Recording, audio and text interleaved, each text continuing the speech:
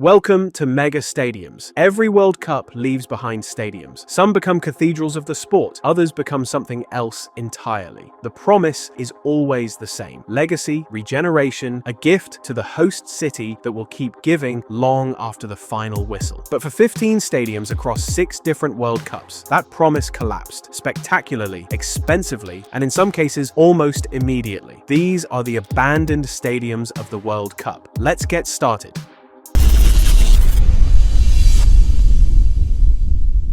Stadio Delle Alpi, Turin, Italy.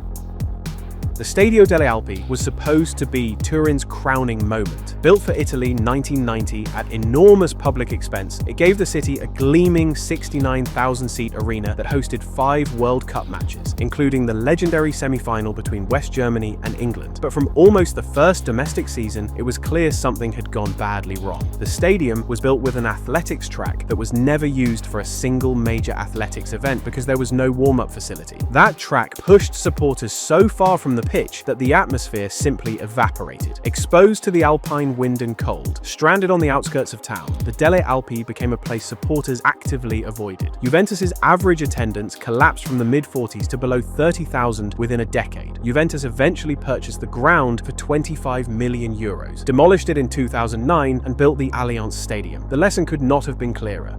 Pontiac Silverdome, Detroit, USA. The Silverdome made history in 1994 as the venue for the first ever indoor World Cup match. Because FIFA demanded natural grass, researchers at Michigan State University pioneered a technique for growing turf on portable trays over a concrete floor. For a few weeks that summer, the 80,000-seat dome in Pontiac was the center of the football world. Then the World Cup moved on, and so did everything else. The Detroit Lions left for Ford Field in 2002, and the Silverdome began a long, painful slide into abandonment. The roof, no longer maintained, collapsed under snow in 2013. The city of Pontiac, crushed by the wider economic collapse in the Detroit area, sold the stadium. A failed implosion attempt in December 2017 became a brief viral moment before a second try brought the structure down. The site is now an Amazon distribution center, employing around 1,500 people. Gwangju World Cup Stadium, Gwangju, South Korea. Built for the 2002 World Cup with a capacity exceeding 40,000, the Gwangju World Cup Stadium was designed for an event, not for a city. Gwangju's local football culture simply could not sustain a venue of that scale. Gwangju FC, the city's professional club, eventually made the decision to abandon the stadium entirely, relocating to a far smaller auxiliary ground of around 10,000 seats right next door. The economics were brutal. Opening the main stadium for a crowd of a few thousand was ruinously expensive, and the atmosphere in a near-empty 40,000-seat bowl did nothing for anyone. The World Cup Stadium now sits largely dormant, opened only for the occasional political gathering or religious event, a monument to a tournament that passed through and never looked back. Nelson Mandela Bay Stadium, Port Elizabeth, South Africa. The Nelson Mandela Bay Stadium in Port Elizabeth, now GKBH, is one of the most financially devastating legacies of the 2010 World Cup. Built at a final cost of over R2 billion, roughly 3 times the original estimate, the 48,000-seat venue was designed as a multi-purpose facility, but has never secured a stable, long-term anchor tenant. The local rugby side have faced their own severe financial crises, and top-flight football rarely passes through. The result is a stadium that cost the municipality tens of millions of rand per year to maintain, while generating a fraction of that in revenue. Local taxpayers have absorbed the difference through higher property rates and utility charges. The beautiful petal-shaped roof still catches the light of the Indian Ocean. The seats beneath it are mostly empty. Mbombela Stadium, Nelspruit, South Africa. Built from scratch in the small province of Mpumalanga, the Mbombela Stadium suffers from a problem no amount of architectural ambition can solve: geography. With a capacity of over 40,000 in a region far removed from South Africa's major population and entertainment centers, the stadium has struggled consistently to attract large-scale events. Concert promoters and event organizers overwhelmingly prefer Johannesburg or Cape Town, where the audiences and infrastructure already exist. There have been stretches where the pitch dried out completely due to insufficient maintenance budgets. The South African Football Federation has occasionally scheduled national team matches in Nelspruit to keep the venue alive, but the reality is that the stadium spends long periods entirely inactive, generating continuous losses for the local government. Peter Mokaba Stadium, Polokwane, South Africa.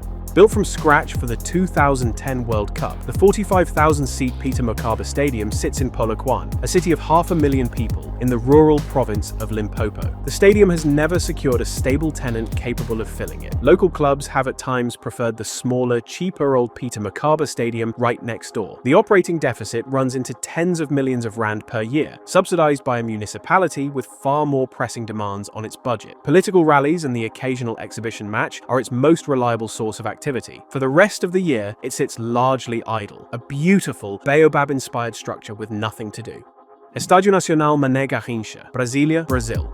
This is the defining white elephant of modern football. The Mané Garrincha in Brasília cost approximately $550 million, making it by far the most expensive venue of Brazil 2014. The problem was obvious before a single ball was kicked. Brasília has no top-division football club. The capital's local teams play in the lower reaches of the Brazilian league system, and none of them could begin to fill a 72,000-seat stadium. After the World Cup, the ground was used as a bus depot. Its car park became a parking lot for municipal vehicles. Office space was handed over to civil servants. Weddings and obstacle course races were held on the concourse. Monthly maintenance costs ran into the hundreds of thousands of dollars, all borne by taxpayers. The Mané Garrincha, beautiful and enormous and completely unnecessary, became the symbol of everything that went wrong.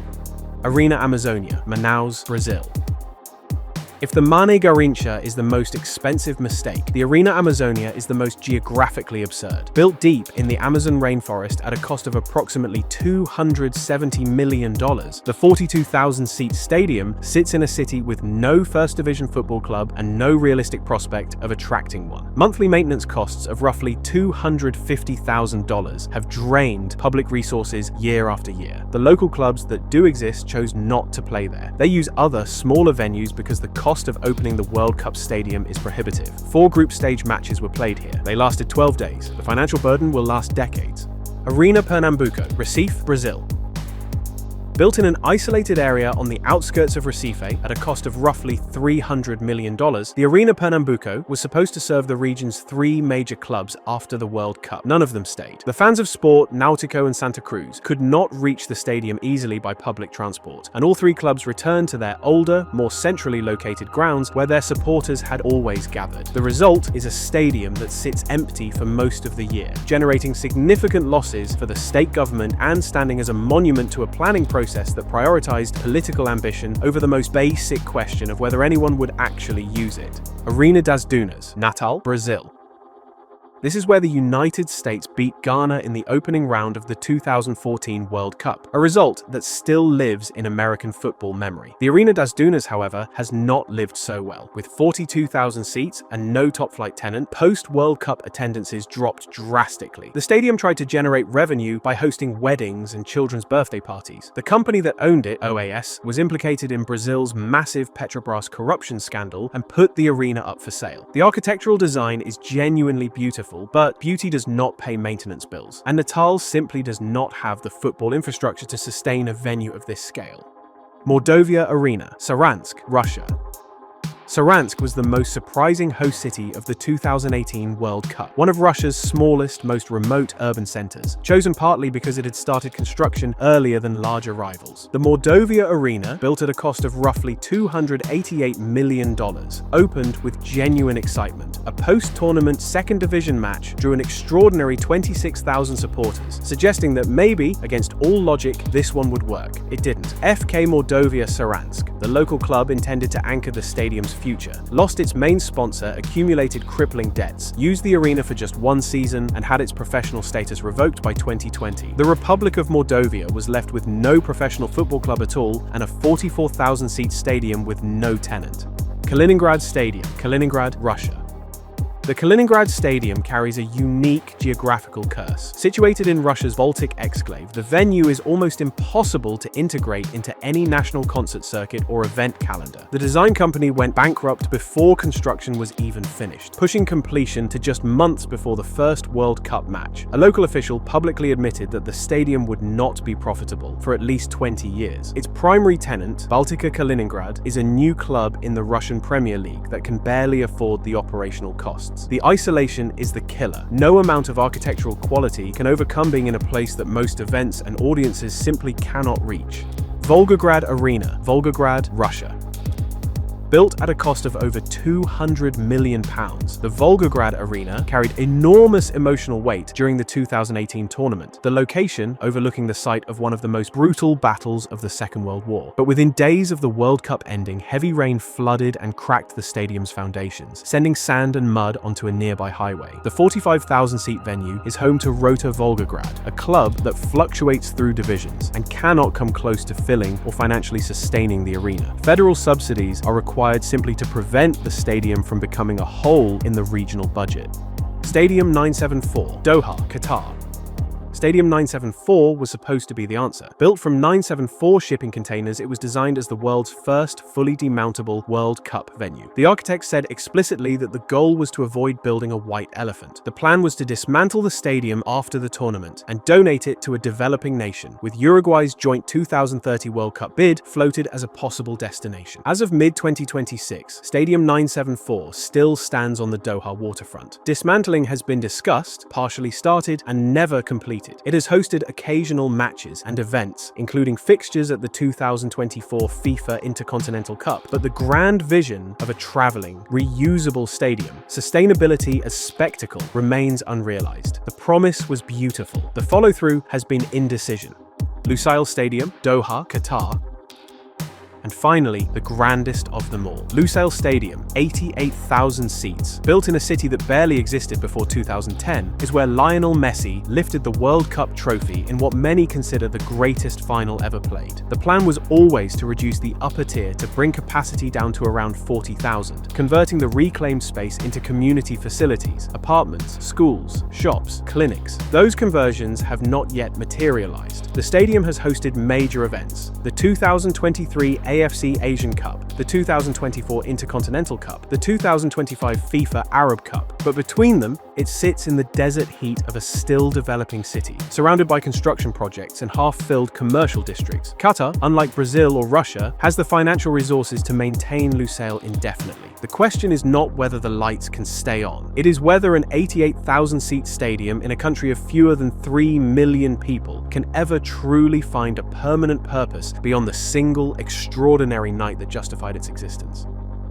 And there you have it. 15 World Cup stadiums, 6 tournaments, and billions upon billions of dollars spent building venues that the host cities could not sustain. Which of these stories surprised you the most? Let us know in the comments below. If you enjoyed this video, make sure to like, subscribe, and hit the bell so you don't miss anything. Thanks for watching. See you next week.